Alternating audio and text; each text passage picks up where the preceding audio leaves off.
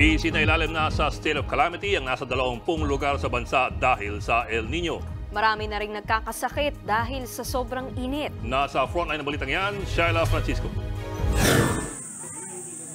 Tuloy-tuloy ang pagtulo ng dugo mula sa ilong ng batang babaeng ito sa Pangasinan.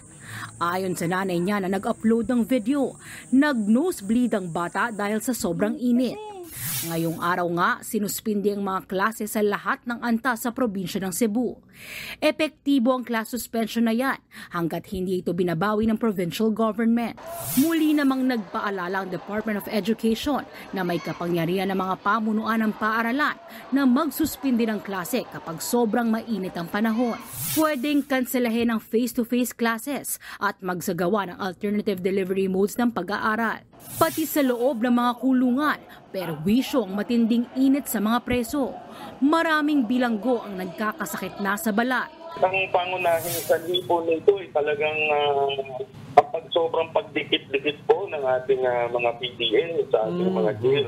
Ayon sa Pag-asa, posible pa yang magpatuloy hanggang sa mga susunod na araw. Sa buong bansa, nasa 20 lokal na pamahalaan na ang isinailalim sa state of calamity dahil sa El Nino. Kabilang dyan ang mga bayan ng Bulalakaw at Mansalay sa Oriental Mindoro, San Vicente, Palawan, San Andres, Romblon, Mayoyaw, Ifugao, Sibalom, Antique at Zamboanga City. Kasama rin ang 13 LGU sa Occidental Mindoro. Ayon sa Task Force El Nino, may iba pang mga lugar sa bansa na posibleng magdeklara na rin ng state of calamity sa mga susunod na linggo. Pero may mga pamantayan pa rin daw na dapat sundin ang mga lokal na pamahalaan.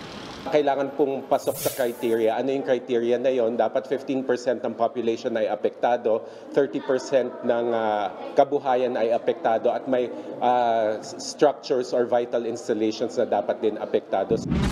Umakyat na sa halos 3 bilyong piso ang pinsalang dulot ng El Nino sa sektor ng agrikultura. 1.1 billion pesos naman ang tulong na naipamigay sa mga apektadong magsasaka. Nanawagan naman ang Trade Union Congress of the Philippines sa mga pribadong kumpanya na gumawa ng Heat Risk Action Plan para sa kanilang mga empleyado.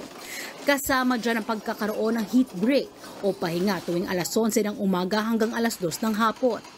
Body system kung saan magkakamusta ng mga empleyado sa kanilang kalagayan.